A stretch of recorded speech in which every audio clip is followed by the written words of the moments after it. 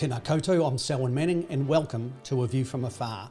And today, in this, the 11th episode of A View from Afar for 2023, political scientist Dr Paul Buchanan and I will examine how the post-World War II liberal internationalist system is being challenged by fluid constellations of global and regional powers to influence and shape a new emerging world order. Now, Paul and I will also assess how this massive shift in geopolitical demarcations is forming relatively quickly and into a world of bipolarity where on one side we have a multipolar constellation of states and on the other the traditional Western imperialist-led liberal democracies. The catalyst behind this rapidly forming bipolarity is conflict. And most recently, it is clear that the Hamas-Israel war and the atrocities committed initially by Hamas and over the last 2 weeks by Israel forces is driving the world toward a transitional moment.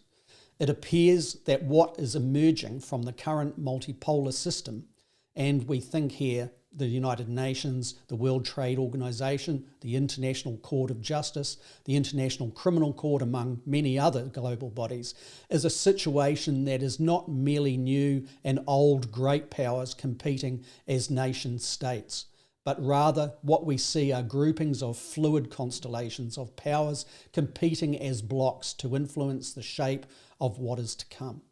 In this episode, we will discuss and describe what is now evident and sketch out what will likely emerge.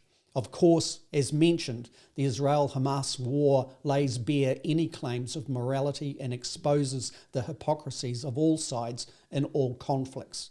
In particular, it exposes the West led by the United States of America, the United Kingdom, and states in Europe as being morally moribund on this issue as it continues with its colonial, post-colonial attitudes of support for solely Israel, as the latter commits an apparent disproportionate defence offensive against Palestinians' Hamas.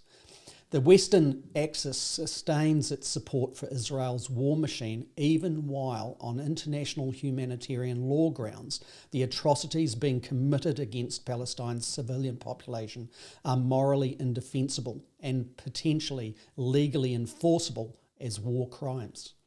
Now, retribution for the atrocities and despicable crimes committed by Hamas against defenceless Israeli citizens does not remove culpability for the state of Israel as it delivers on an apparent intention to annihilate Hamas and all peoples, whether they be children, elderly, or any other description, all innocents who may surround their targets.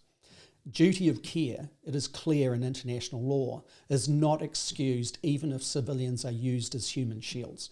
And at this juncture, it is not clear whether that justification that has been laid by Israel is founded on truth. This is the position of what was once an authoritarian axis. But what has formed is a multipolar constellation that supports the Palestinian cause on post-colonial, global south and solidarity grounds. So if all of this carnage is the catalyst for a new world order, what does come next? Will we see, for example, the emergence of a parallel global institutional structure that develops as a counterbalance to the West's post-World War II world order?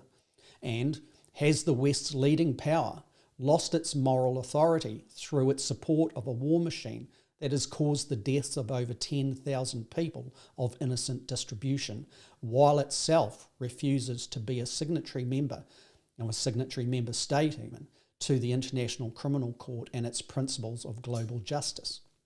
So, as such, we put another question. Has the West ceded persuasive moral authority to the rising constellation of once authoritarian states that dominate the opposing bloc? And does the West, as a consequence, find itself powerless to counter the migration of moderate independent states that are repelled by the immorality of the West's arguments laid bare by the Hamas-Israel war? So, as normal, before we cross to Paul, here's an invitation to you, our audiences. Feel free to interact with us while we are live via YouTube, and if you do so, we will be able to engage with you. And remember, if you do make comments or lodge questions, your interaction may be included in this broadcast. So, with all that introduction done, let's cross to Paul Buchanan to help unpack the complexity and tragedy of all of these issues. Kia ora koutou, Paul. How are you going, Eho? Kia ora, Selwyn, and Tanakwe to all our listeners out there, both near and afar. I'm doing okay. It's a sunny day out on the Auckland West Coast, so can't ask for more. That was an excellent introduction, Selwyn. I couldn't have said it better myself. And you've anticipated some of the points that I was going to make, because I've been thinking about this now since the conflict erupted, and we've already talked about sort of the tactical level when things started up.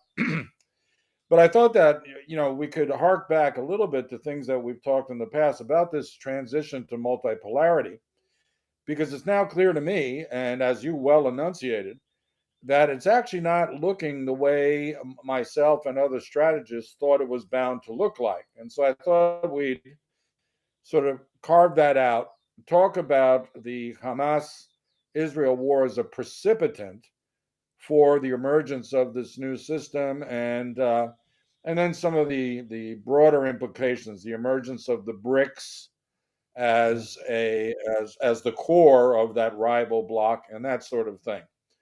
So let me start by saying that it turns out the transition, and again, you pointed this out, is not to a group of emerging and descending and ascending great powers. It's not just that. That's the sort of way myself and others thought. We'd go from a unipolar world with the U.S. running the show to a group of countries, including China, India, possibly Brazil, Russia hanging on there, the emergence of the EU as a pole, and that grouping of 5 to 7 nations would be the new order. It turns out I was wrong in that regard, because what I didn't see coming, but it's been building for a decade, is, as you pointed out, we're now seeing the emergence of two rival blocs that are not alliance systems in the old Cold War way of thinking. This is not like NATO versus the Warsaw Pact. These are looser arrangements. So I would call them constellations or networks, but whose rivalries are defined by whether they represent, in their own eyes, the global South or the global North. And what we have is, as you well mentioned, the bipolarity exists in the rival blocs. The multipolarity exists within each bloc, where countries align based on the subjects that are of mutual interest. And so this, to me, the Hamas-Israel war, is the precipitant for at least the first real alignment of these juxtaposed views of the world. And it's been very interesting to see that the advantage, well, initially, and it reminds me of sort of the US after 9/11, in that after the October 7th attacks, most of world opinion was with the defenseless Israeli civilians who were targeted and the subjects of atrocities by Hamas fighters. But because Hamas knew that Israel would overreact, again, we talked about the sucker ploy in the last edition of the podcast, Israel did, in fact, fall for the bait and has grossly overreacted, way out of proportion to the original sin. And what's happened is in the court of world opinion, things have shifted away from Israel and are solidly now with the Palestinian cause, even if not with Hamas. I mean, I think in the global south, people better recognize the difference between oppressed populations and armed resistance movements that may reflect or defend those populations but are not the same as them. I think people in sub-Saharan Africa and Latin America, countries that have been subject to colonialism and imperialism and who have fought wars of liberation, they know the difference. Whereas if you look at the Western media, and particularly the craziness and the jingoism of the United States media, including their more moderate liberal media, they equate Hamas with Palestinians. They believe that Israel is always right. It's nuts. Okay, it's an alternative reality. Now, I think what we've got going here is that court of world opinion is what the blocs are contending for. They want to get public opinion worldwide shifted to this new emerging bloc of countries that are led by the so-called BRIC countries, Brazil, Russia, India, and China in the first instance, but South Africa added in 2010, and as of January 1st, Yemen, Saudi Arabia, the UAE, Argentina, and Egypt are going to join this bloc, which, if their negotiations continue apace, will have their own currency, much like the euro. They are going to develop an alternative currency where they will trade amongst themselves. And they control about 40%, a little more of the GDP of the world. So these are not insignificant economies by any means. And notice the strategic location of the Middle Eastern countries that are about to be incorporated. And so that's what's materializing, is this rival institutional structure to the Western liberal order, which is increasingly discredited in the eyes of the global South because A, it was made by colonial powers, by and for colonial powers, in the interests of the colonial powers, not the global South, and hence are discredited as legitimate interlocutors. When they were the only game in town, then the global South had to deal with them on their terms. But now with an alternative, particularly with things like the Belt and Road Initiative and the fact that the China Development Bank, which originated to help Chinese entrepreneurs flourish within the mainland, now lends more money abroad than it does at home. And it's moved from financing infrastructure projects to actually servicing the debt of countries that cannot pay. And China has an interesting way of dealing with debt. If countries cannot pay, they will take the tangible asset that they invested in. So let's just say, for the sake of argument, a bridge. And they say, we will take control of that. So it's no longer Angolan or Mozambican, but we will pay tax. We'll just be responsible owners of this asset. And countries accept those terms because they simply cannot deal with the burden of debt that's imposed on them. There's one other thing that is unrelated, but I think is worth getting out there for the listeners' attention. We haven't talked about it on this show, but you know from the scoop days and everything that I've written about this. It's something known as the kill ratio. Mhm. And just to refresh memories of those who may remember those scoop days, I wrote several pieces about a doctrine of the US military, but used by other Western militaries, which was called the kill ratio, which was for every American soldier killed, they would kill. It began in World War II with 6 enemy soldiers. By Vietnam, the ratio was 30 enemy soldiers for every American killed. In Iraq, it got to crazy numbers like 300 killed for every American killed. And it strikes me, well, two things strike me. In all of those ventures, the kill ratio led to the manipulation of death counts by commanders in the field because they wanted to look good by having high kill ratios. And in Vietnam and Iraq, they didn't win those wars. So no matter what the History Channel tells you about their weapons and all of this, the hard fact of the matter is for all those kill ratios, and in Afghanistan, also astronomical, again, 300 to 1, they lost.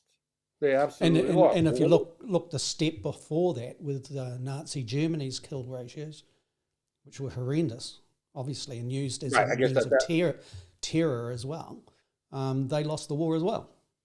So, yep, and that's an excellent point because here's where I'm going with Israel. mm, Over the years, I have heard Israeli politicians and commanders say uh, words to the effect of, "For every one of us that they kill, we will kill 10 of them." And by saying that, it goes to your Nazi analogy. They're not distinguishing between combatants and non-combatants. The them is the population of the other side. Now, Israel has said for years that it will kill 10 for every Israeli killed. And if we look at the body count for the last 20 years, golly gee, it's sort of around those numbers. I got a sinking suspicion, Selwyn, and this is just me speculating, that that's what's going on here. Israel will stop when it believes that it has avenged the 1,500 killed on its side, which basically means at a 10 to 1 ratio, it's 15,000 people on the Palestinian side, and they're rapidly approaching that number. I got a okay. really bad feeling that this is the internal logic fueling what, if is not a genocide, certainly looks like ethnic cleansing in its purest form. And then if we couple in the fact that since the inception of the state of Israel, and particularly since the drawing of the 67 borders, Palestinians have lost 78% of their ancestral lands to Israeli settlements and occupation. Then you can see that the makings of this disaster, there's no other word for it, have been both long but short term in their genesis. And all of that, of course, as we explained in our last podcast, has second and third order implications for the world system, which is where I get back to the starting point. And then this is where countries like China and Russia, but also Brazil and Argentina, South Africa has done the most. They've withdrawn their entire diplomatic representation in Israel. But these countries are starting to lead the criticism of Israel for not only what it's doing now, but for everything it did leading up to this event. And one So, final point, because our friends here in New Zealand keep on talking about it, and we can bring up the subject of what a small country can do in this instance. I've seen repeated mentions of how New Zealand and other countries must call for a ceasefire, and that the United States, as the patron of Israel, can order a ceasefire. That is wrong. That's an erroneous understanding of what a ceasefire is. A ceasefire is a formal agreement between belligerents to stop hostilities, and it's enforced by third parties. So it would take Israel and Hamas, one side is enough, but Israel and Hamas to formally agree to suspend fighting for an indefinite period of time and then have UN peacekeepers enforce that truce. That's not going to happen. Israel has So already said, no, it'll do a pause, and I'll get to the pause. yeah, you Israel, picked up what I was going to say. So the pause is no, something well, that is yeah, growing from overseas right. pressures. Let me say, let me tell you Mm. what a pause is. Okay, so ceasefire, formal arrangement enforced by third parties.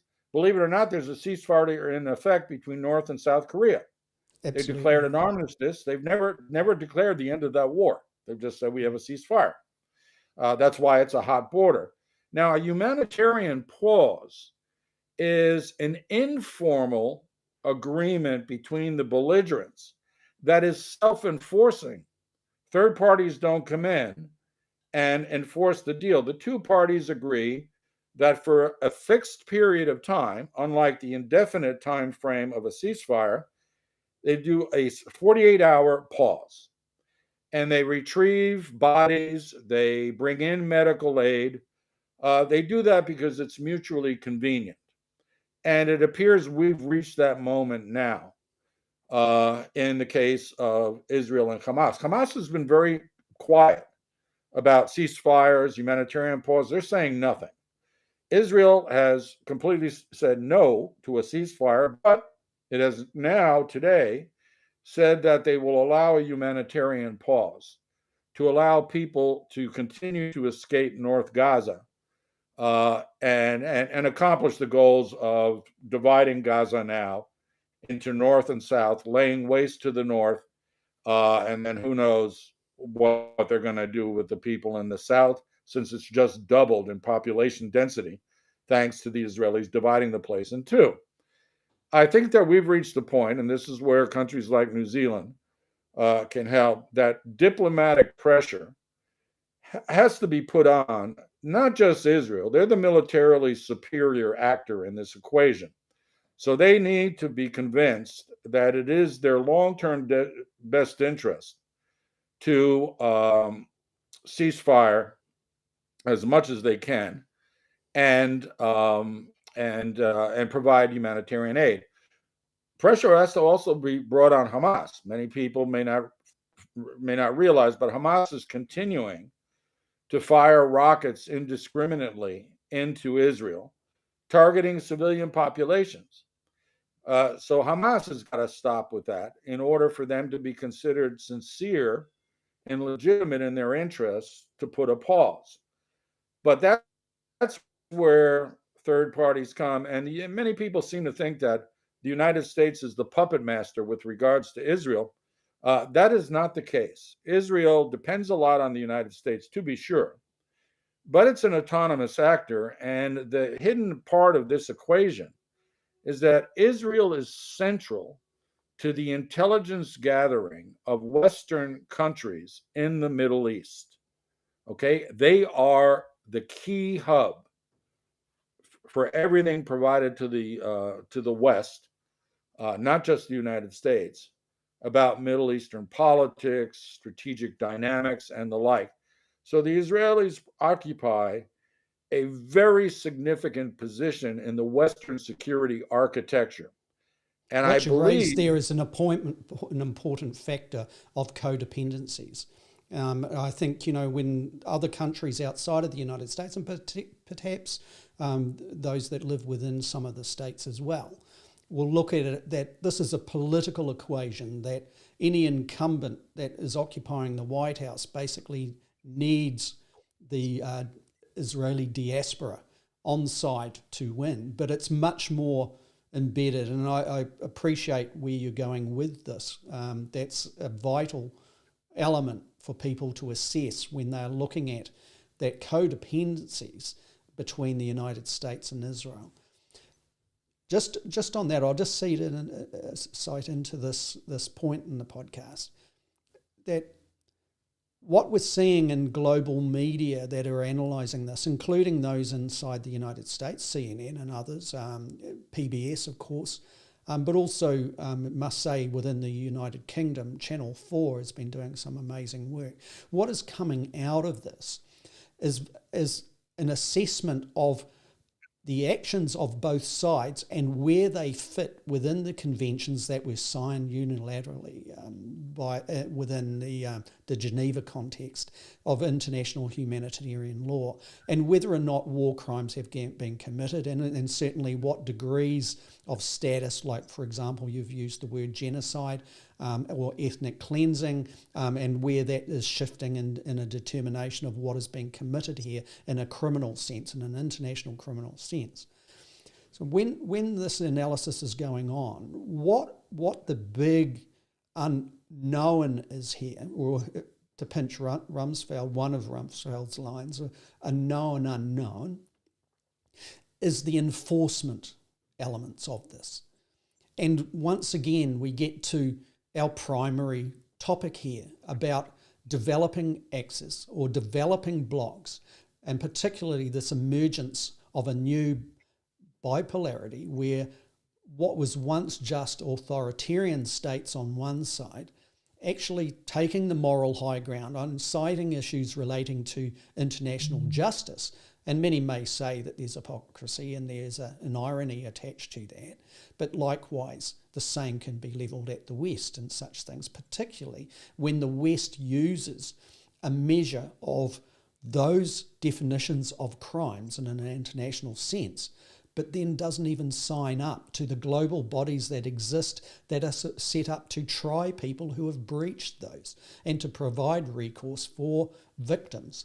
So, Paul, I just wanted to put that in there so that the public once again is reminded of the backbone of this particular episode of A View from Afar. And then I'll ease back out and allow you to continue with where you are with that and giving this as a context, no doubt, as well. So back to you on that. Yeah, I think that we have to realize that people will have to be brought to justice for the atrocities that have been committed on both sides. And that's going to be hard to do. But there are some good signs in the following. The International Criminal Court will bring charges against state and non-state actors. So if you're a member of a rebel group, or if you're a member of Hamas, and you can be identified as either the intellectual or the material author of atrocities, you can be found, arrested, and brought to The Hague to face charges. State actors, I mean, Netanyahu, I doubt very much that he may be charged, but I don't think that Israel is going to give him up, much like Putin has already been charged. And that's why his travel is limited, but I don't think that The Hague will be his final destination. But it's a start. And I think that to resolve this problem, not only are people going to have to be brought to justice on both sides, obviously enough, a more durable peace will require the devolution of land back to Palestinians by Israelis and the dismantling of illegal settlements, not only right outside of Gaza, but on the West Bank. That's going to be a very difficult thing to do. On the other hand, Hamas will have to recognize the legitimacy of Israel's, right to exist, and that's going to be hard for them to agree to. So we're still a long way away from a longer term peace agreement, but the foundational stones, begin to be revealed, and how this immediate problem is solved. The solution set lays the groundwork for something long term, and that's where other actors like the Qataris come into play, because they've apparently become the lead brokers between all sides in this matter. Now, to my mind, the issues of seeking justice aside, the larger issue is that that institutional lattice work that is erected, and you made the very good point, and it's worth repeating. The United States and others have talked about this axis of authoritarianism that has been emerging the past decade. But you're absolutely right. It's no longer just authoritarians in this axis of the global south. That's where I think of it. These people, these states have come and saying we are going to represent the interests of the global south. Some of us are authoritarian, and that has to do with national cultural reasons more than anything else. But there are democracies. It includes semi democratic regimes like India, and I only say semi because the Modi project to create an ethno state and drive Muslims out of India is well underway, unfortunately. But there are democracies. Brazil and Argentina, as flawed as they may be, are democracies that have now have 30 some odd years of existence. Again, as flawed as they may be. So the West cannot simply say that the rival bloc is authoritarian. That's not true. And that's the problem because you said it repeatedly. They can't call the moral high ground for their own actions, but they can't point over there and say, "Oh, they're dictators and they don't like us." It's like, no, actually, South Africa is a flawed democracy. Argentine,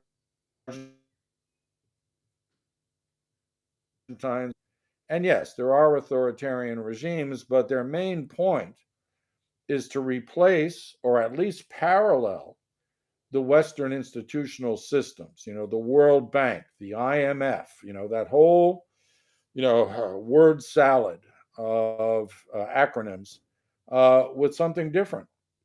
It may not be as comprehensive because it's new. They may not have intelligence sharing networks like we have Five Eyes.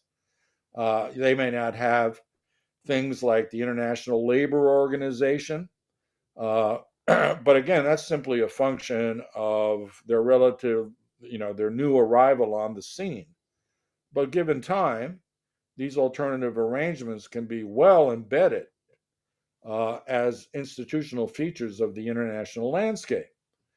And at that point, it gives smaller countries, in particular post colonial societies, more room to maneuver. Now, again, the West has always complained about Chinese dollar diplomacy. Now they're calling it debt diplomacy.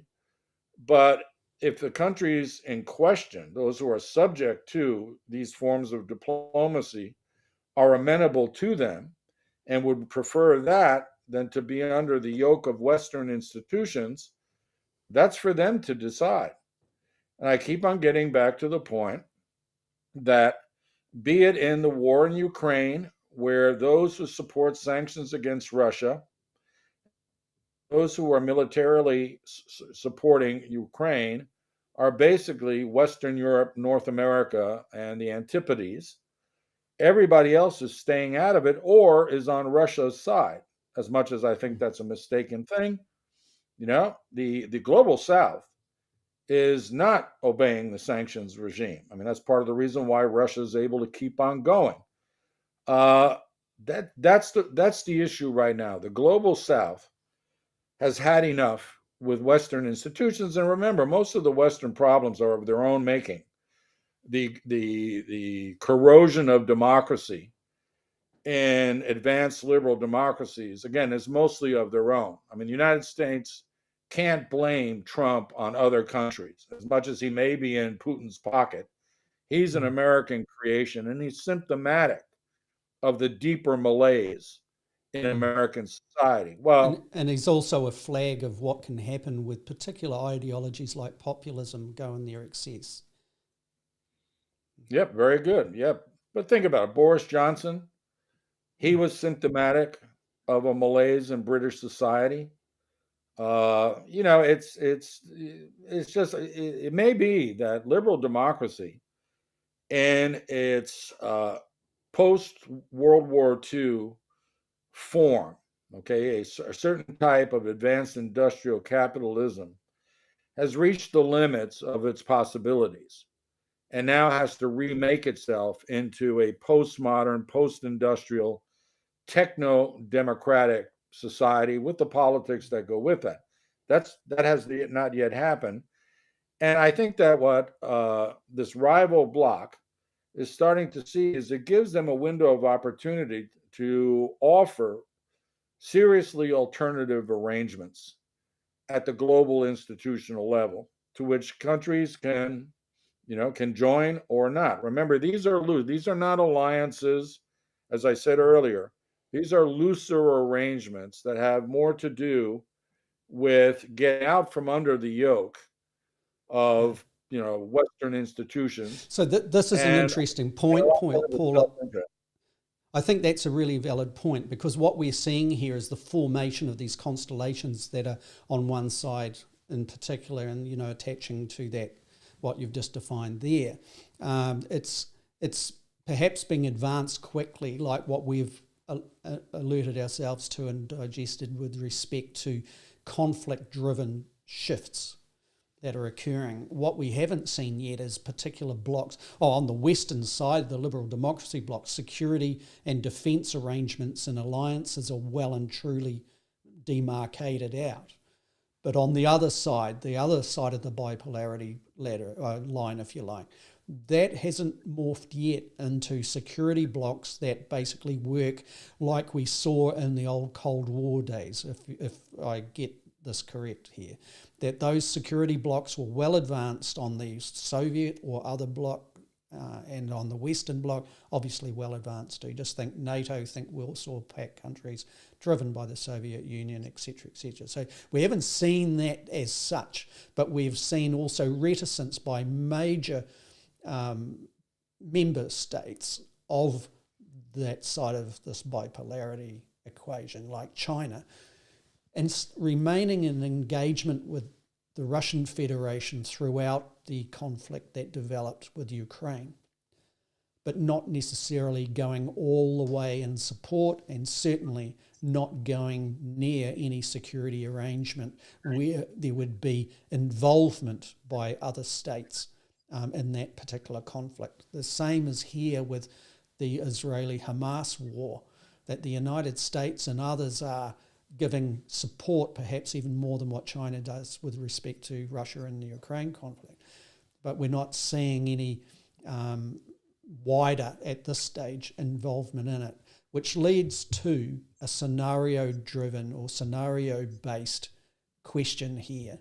Do you see that the risk of escalation, and like you spoke in the previous episode about second and third, so do you see the risk of that being a remaining a live concern? And if that escalation did happen, how would those constellations form around a response? For example, if you're looking at how because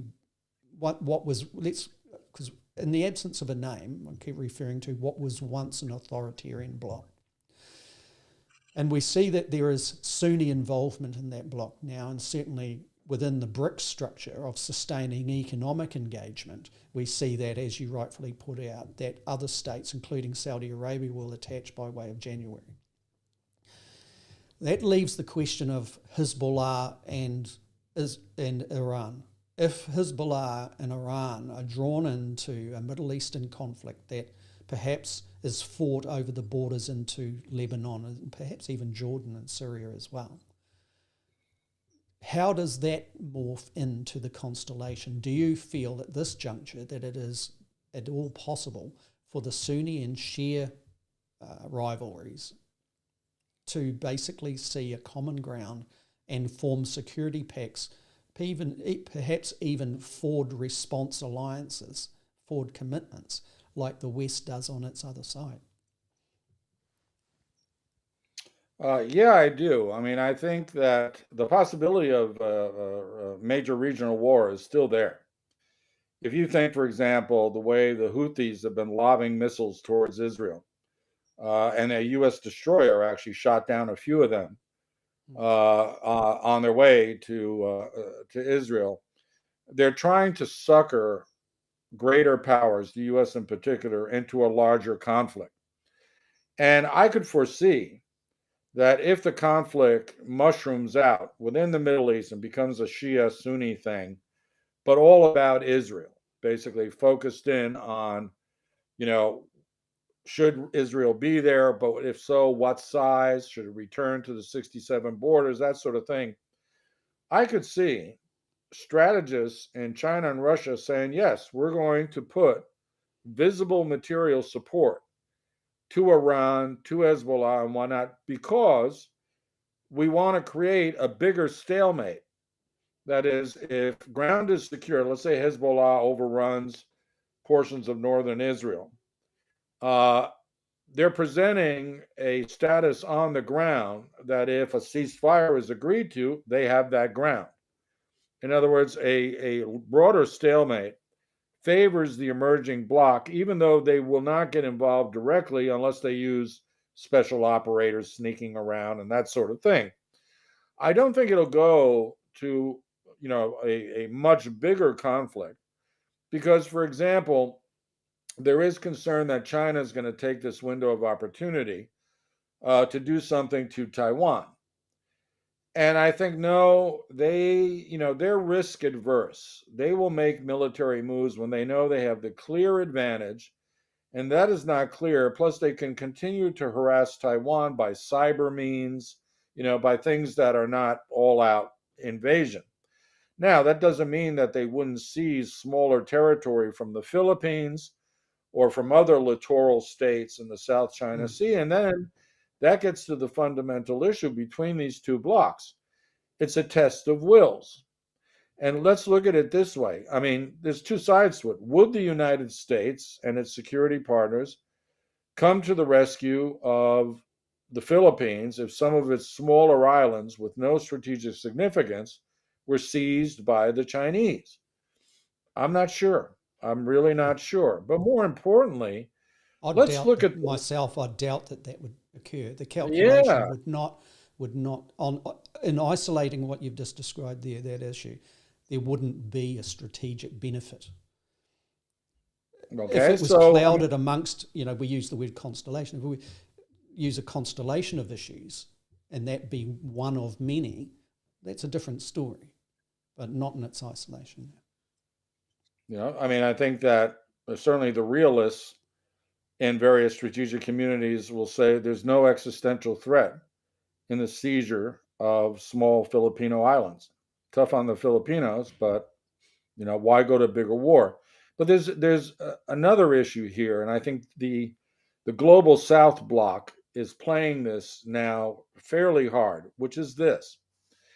If you look at the United States and the UK, well, look at any Western society, democratic society, the crowds that are coming out to demonstrate are by and large not pro Israeli.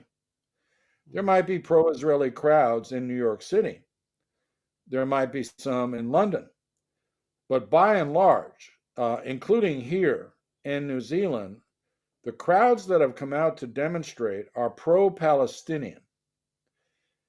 Obviously, the tide has changed in Western democratic societies as to who the good guys are and who the bad guys are. You and I both know there's bad guys on both sides, but the asymmetry, the scale of the Israeli response has backfired on them in a major way. Why is this important? Because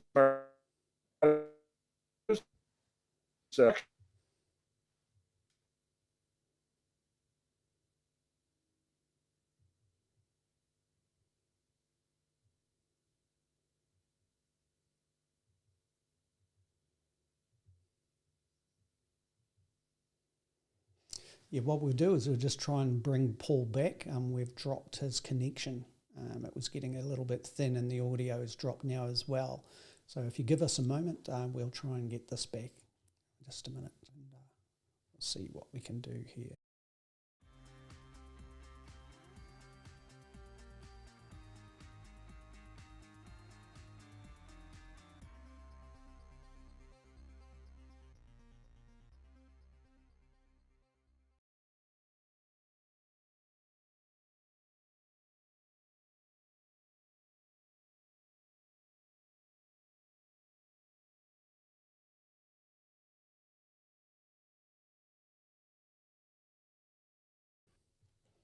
Okay, we've got Paul back here now, and you've got your Yeah, audio I got back. cut off. Sorry. So if Uh, we just backpedal perhaps 1 minute, Paul, into what you were saying, the okay. audio was starting to drop off at that point.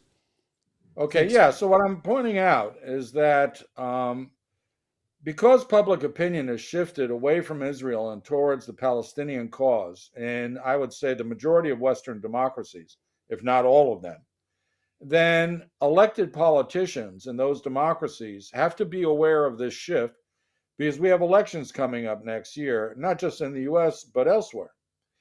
And that represents a conundrum for the pro-Israelis, the pro-Israeli shift, in the sense that I made the point that the Arab American organizations in the United States have said they will not vote for Joe Biden because of his unequivocal support for Israel. They will abstain or they'll even vote for a Republican, even Trump, to punish Biden for not making any sort of equivalence between what is going on both sides. That is a problem for politicians around the world. And we see even here in New Zealand, the protests, the public demonstrations are all in favor of Palestine. The quiet propagandizing is being done by pro Israeli outlets, but they're not getting big crowds out to rallies and what have you.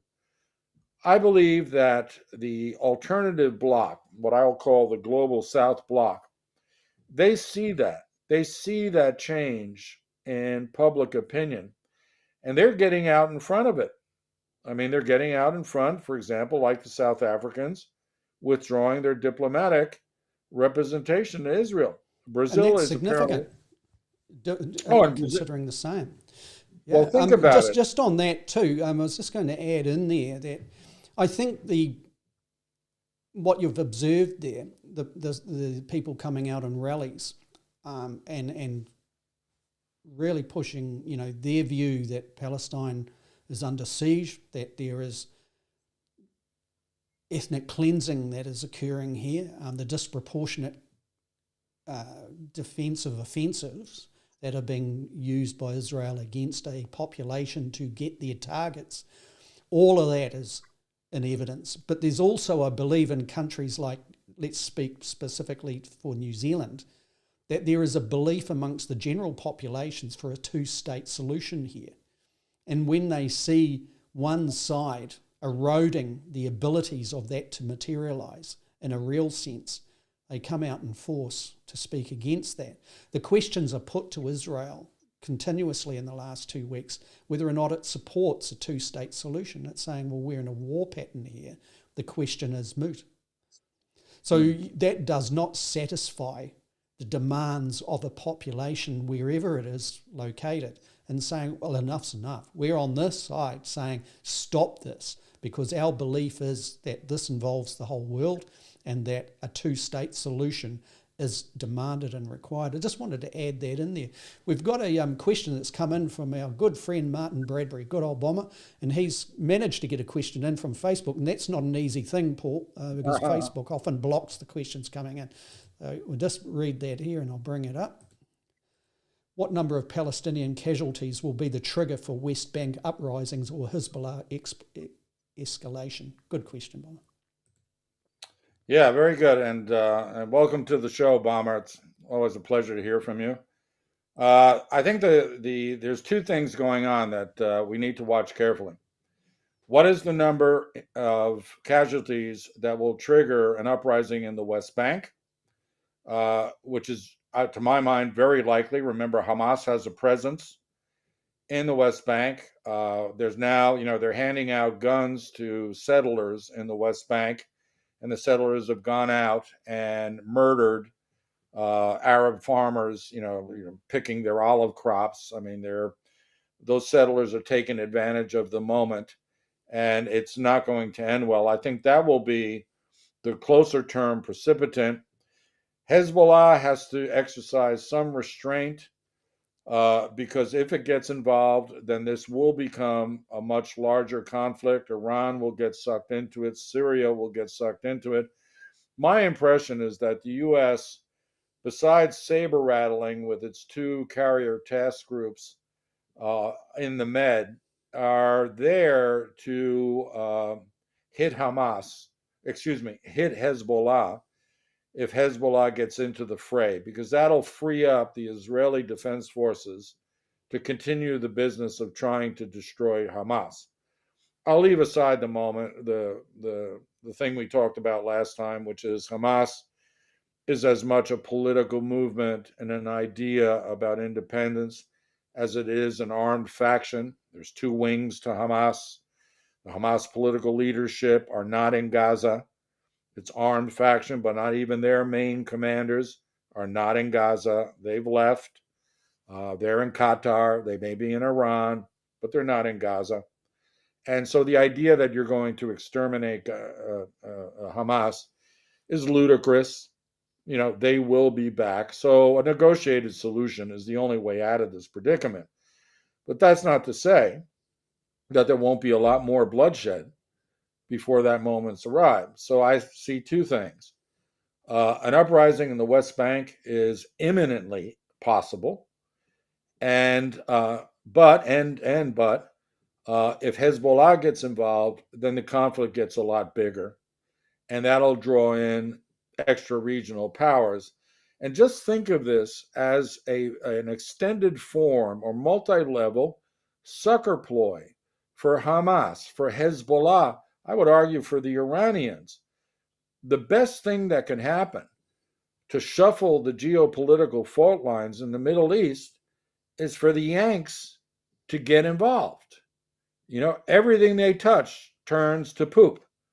And if they get involved so heavy-handedly in favor of Israel, it's going to corner the Sunni oligarchies. I mean, it's really going to put them in the hot seat. And all of that is advantageous to the Shia world. And so, I think the West Bank might be contained, but only if other parties don't get involved elsewhere. And as we said in the last podcast, if it turns out this turns into a multi-front war in which Hezbollah is in, the Assad regime is in. Remember that they've been shelling the Golan Heights just for the fun of it, apparently. That stretches the Israelis very thin. The Israelis stretched thin like that will ask for American help above and beyond what's going on now. We know the Americans are running reconnaissance flights over Gaza to try to detect, they say, the hostages. But I'd say there's a lot more going on there than just looking for hostages. But in the measure that the Americans get more and more involved, let's just say that it'll draw other players into it. But most importantly, it will turn the majority of the global South street against the West once and for all. Because let's remember this, including here in New Zealand, the street is for the Palestinians. Governments are for Israel. But the street in New York, the street in London, the street in Munich, they're with the Palestinians. And it's their governments who are clinging to this post-colonial mindset of supporting Israel unequivocally that are going to have to bend before the will of the people. And that's exactly what the global South Bloc understands about liberal democracy. And I'd just add there too that early on in this, when the atrocities were committed against civilian and defenceless Israelis, that the wider opinion of those people that are on the side of saying enough's enough against the Palestinian people were saying this is an abhorrent atrocity that has occurred here and this should not be occurring. So, you can see that the humanitarian response and the belief, I think, in two-state solutions is driving, the responses for people that otherwise may not even, the complexities of these two sides may not even be on their radar in a general sense, but those are the common ground elements that are coming through. And that can be encouraging too, that, when we're going forward in the years to come, that body of value exists within the West to remind the West that its hypocrisies coming from government do not wash with its populations. What we do about that is another thing. There's a couple of other, while we're on the questions, I just think, just to tidy up too, the part of the question from Martin Bradbury was relating to, he's speaking directly to the point of disproportionate so-called defence offensives against a population to get their target. and also the kill ratio. You're speaking right to that point. Do you feel that those are sensitivity points that would commit Hezbollah to actually engage in warfare openly? That's a tripwire that Hezbollah would say, we are going to do this. This is no longer tolerable. Yeah, I do. I couldn't tell you what the exact number is, but I think we're approaching it. I think that Hezbollah, will be very cautious, but they'll wait for another mini precipitant. Again, an uprising in the West Bank that is ruthlessly put down. That might be the final trigger for being all in. Let's be very clear to the point about liberal democracies and divided opinion.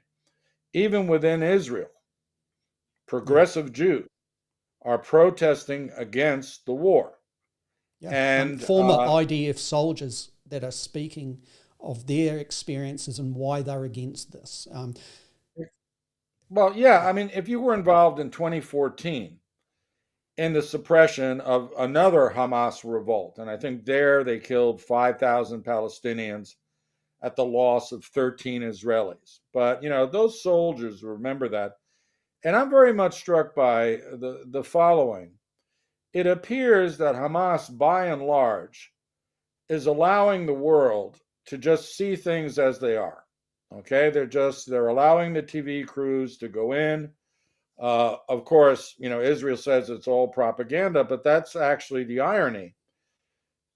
Hamas is just basically letting the world see for its own eyes what is going on. The Israelis, on the other hand, their propaganda has gotten increasingly crude. They started out with burning babies and babies in microwaves, and they're I mean, it's really crude and ineffective. And I see that the more Israeli propaganda blusters and complains about, real and imaginary things, the more that's a tacit admission that they are losing the PR battle on a global scale. I mean, it gets more and more farcical, the things they're saying about what Hamas is doing. So it strikes me that there is an incentive within Israel to pull the plug on this very soon. Not so much because Hezbollah might get involved, but because they're already on their way to losing the political battle, which at the end of the day is the reason we fight wars in the first place. You want to impose a political outcome. And I don't see them getting their way for all the talk about exterminating Hamas. Got another one in here from Ruben Steff, and good to have you on board, Ruben. It's excellent, and congratulations on your work as well. It's well worth listeners and viewers checking out the work that Ruben does. Now he's got the question here. Paul and Selwyn, what do you make of R.F. Kennedy's statement? Israel is a bulwark like having an aircraft carrier in the Middle East. If it disappears, Russia, China, BRICS plus countries control 90% of the oil. Well, I take that as seriously as I take his anti-vaccination claims. Israel, let's remember, Israel has spied on the United States. The Pollard case was the most famous of them. It has fired upon U.S. warships. You might remember the Liberty warship that was shelled in the 67 war. Israel, again, and Ruben, you know that I'm a realist. You're pretty much a realist as well, if I have you correctly pigeonholed. Israel has interests. Those interests overlap a lot with Western liberal democracies, but they're not coterminous or synonymous with them. And the idea that Israel is some sort of, land-based aircraft carrier holding off the Russians and the Chinese, again, it is about as serious as the anti-vaccination claims. Let's just say that for all their economic entanglements with Russia and China and whatnot, countries like Egypt, Saudi Arabia, the various Emirates, and beyond are deeply embedded in Western security circles. These are relationships that developed throughout the Cold War and now beyond. When the Soviet Union fell, A lot of those relations went from being pro-Soviet to pro-Western. You think of countries like Egypt, but also countries like Jordan. And so I think he's simply wrong. But then again, I don't consider him to be a serious politician or presidential, political commentator. To be honest, he's trading on his name, and that's about all he's got. Yeah, and I'd add too, that once again we've addressed just a number of, about 10, 15 minutes ago, is the issue relating to the other side of the bipolarity bloc has not yet formed, or circumstances have not driven it to form security alliances within that bloc, which perhaps would start to speak to those points, but we haven't had that come through. And when we've made reference to the BRICS perhaps being a structure that the once were authoritarian blocs constellations attached to, that's from a point of view of sustaining an effort and perhaps developing once again those global institutions that were once dominated and controlled and created by the Western side. So it's an interest. Hopefully that sits correctly with what you're doing there. Yeah, let's also remember that the BRICS, their interests are too variegated to form a security bloc at this moment. Their economic interests can dovetail more readily, but on the security field, they've got their fingers in a lot of different pies. Their geopolitical realities are different in some instances. And most importantly, if they were to try to form a formal security alliance of some sort, it would be resisted by Western security alliances, and then the moment of conflict may actually emerge. I think that's the wider concerns, isn't it? Yeah. Or the threat of, which would then perhaps fit the definitions of Cold War in the first instance of it. Well, it could get hot in a hurry. I mean, we haven't even discussed the fact that some crazy Israeli politicians are saying that they should just nuke Gaza and then go on and nuke Iran. Okay, this is now out in the open, and it's being said by the Israeli side. So, we now had the Russians mention nuclear warfare in the context of the Ukraine. We have the Israelis mentioning nuclear warfare in the context of the Hamas-Israel war. We're pulling the genie out of the bottle with all this constant talk, and I think that leaders in China and India, they are fully aware that if they move too quick on the security front, it's absolutely going to spook very conservative elements in Western security quarters.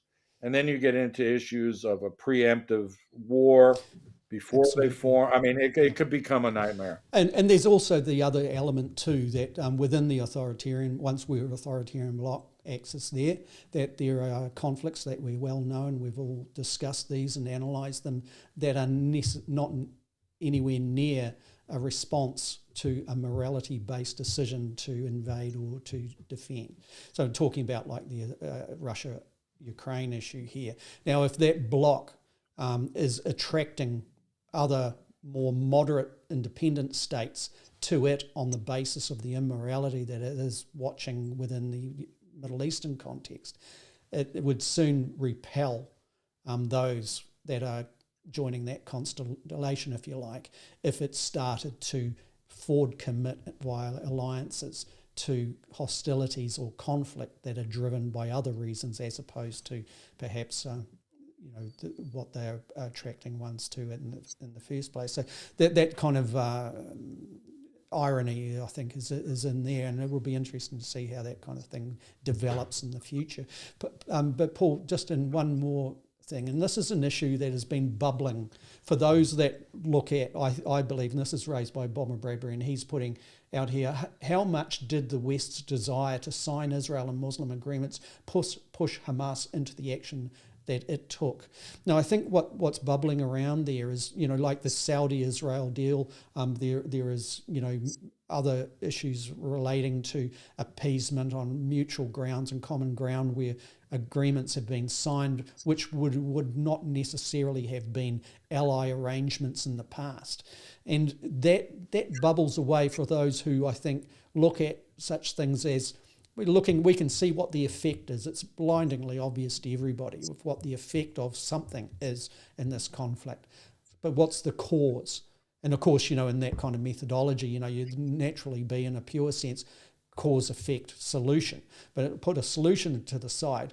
What's the cause of this? Is this one of the things? And I think this is where Bomber's coming from. How much did the West's desire to sign Israel and Muslim agreements push Hamas into the action it took in a number of weeks ago?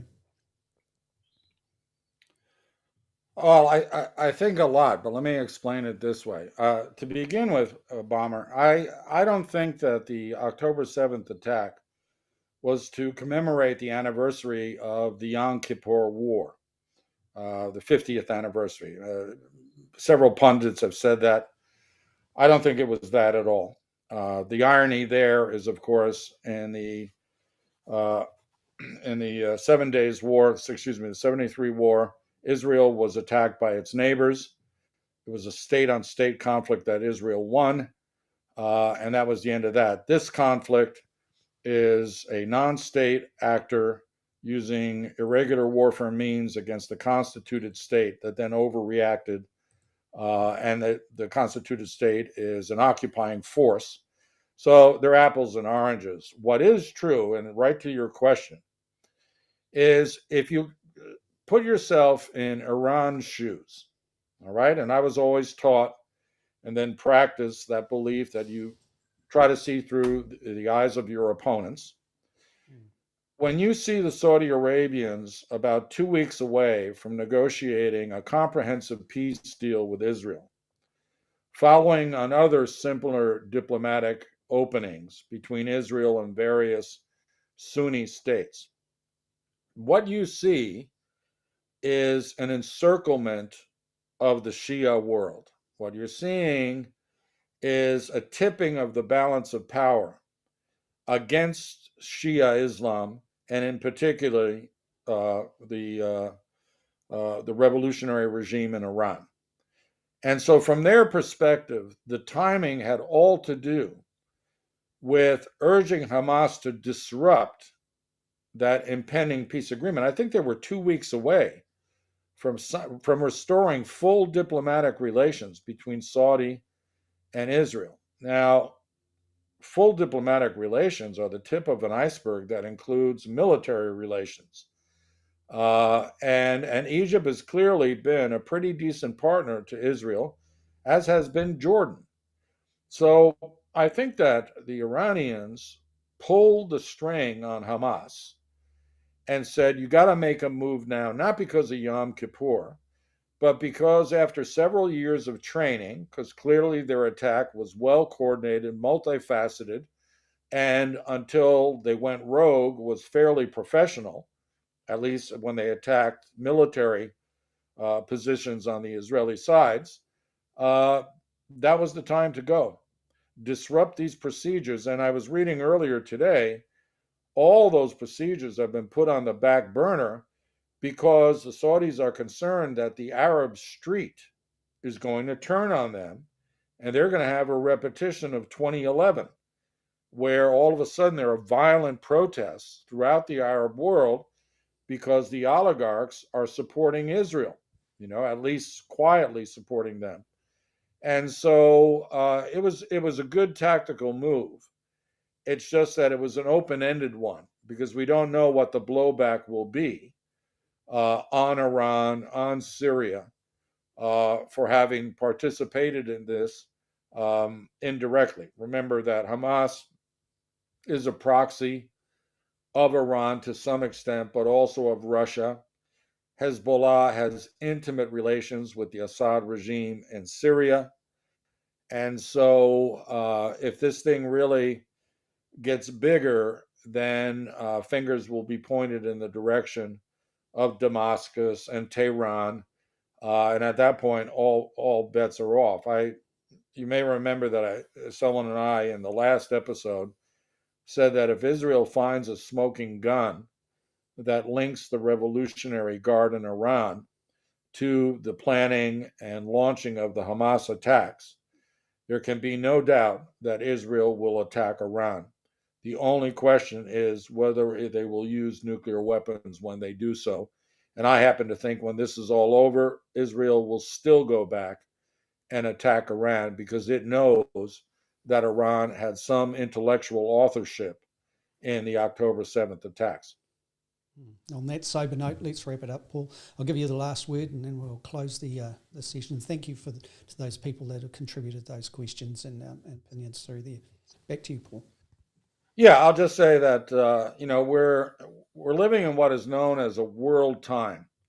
The political scientist Theda Skocpol coined the phrase when talking about revolutions, big revolutions, like the Bolshevik Revolution, the Chinese Revolution, the Iranian Revolution, were some of her case studies. And what she says, it's a moment in time when international relations, things get compressed, things move very quickly, and fundamental change happens in days after years and years of nothing happening. This is one such moment. We're going to come out of this conflict with a very different geopolitical environment than we went into it.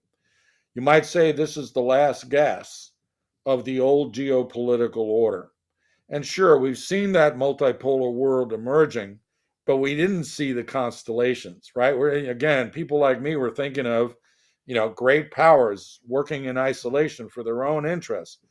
Turns out, no, they're going to work as constellations according to their own interests, much more loosely than in the past, but with a clear desire to replace the old Western-centric system with something else. And to be quite frank, I think they're going to succeed because the global South is not with the West when it comes to issues of governance, be it Western support for Saudi oligarchs or be it Western support for Israel. The global South, which includes, my compatriots in Argentina and whatnot, they're with Palestinians. And as I do, they see a phrase such as from the river to the sea, meaning one thing only, and that's the return of Palestinians to their ancestral lands, not the destruction of Israelis on the way to doing so. That's been spun by pro-Israeli lobbies. The original term, as understood, I would argue, in fair-minded people around the world, is the Palestinians have a right to return to their ancestral lands, and those lands, the borders were drawn 50 some odd years ago and been violated ever since. That's what justice looks like in the Palestinian mind and in the minds of the global South Street. Good on you, Paul. Thank you to those who have attended the live recording of the podcast, A View from Afar. It's episode number 11 for 2023. Thanks again. We will have this on demand, and for those that are listening to it on demand, whether it be through podcasts, through all the platforms of which you access your podcast, thank you for coming on board. Do interact, keep the dialogue going, and we will be back within a number of weeks, once again, with another big issue where we'll dig down deep into it and try to make sense of some of the pressure points and also what's underlying causes are. Thank you again, and take care. Be safe out there in whatever language you express that concept to be. Ka kite anō. Goodbye.